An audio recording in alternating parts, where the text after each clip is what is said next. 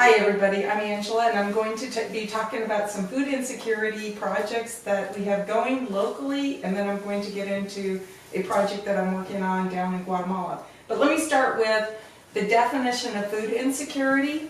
Hallie, you probably already know. But food insecurity, the USDA defines it as a lack of consistent access to enough food for an active, healthy life. This is not the same as hunger. A lot of times people think it's hunger, but we're talking about good food. So you can see an obese child may be food insecure. It's all about the healthy food.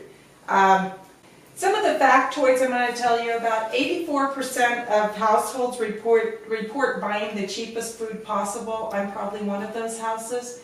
That is not necessarily good for you.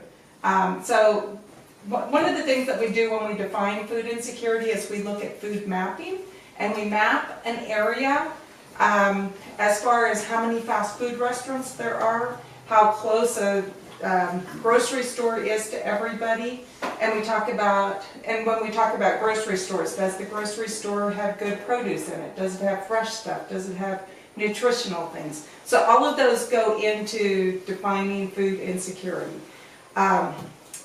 In Beaver County, which is where I teach, the food insecurity rate is almost 3%, or 13% rather, and that includes 21,640 people in this area, just this county alone. So those are people who don't have access to good food.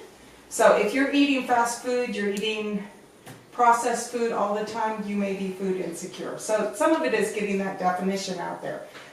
We recently formed a group. This actually started at the very end of 2016, called the Rivertown Food Alliance, and our mission is to work on food insecurity issues in the Beaver County region. So some of the things we're looking at is identifying regions that have not good access to food. The one thing we did recently accomplish is anybody in the SNAP program, which is 56% of people in Beaver County are eligible for the SNAP program. If you're not familiar, it's kind of the modern day what used to be food stamps. Okay. What we recently accomplished here is you can now take your SNAP card and buy produce at the local farmers markets. So that was a big accomplishment we made in 2017. Some of the other things that we're working on both on our campus, the Penn State Beaver campus, where we're working very closely with them, with the Food Alliance and with the Salvation Army, which is one of our grant partners, is we are holding community tables monthly where our students sit and eat dinners with local homeless people. So this is a chance for our students to find out, what makes somebody homeless. We're also working on composting both on our campus and in the county.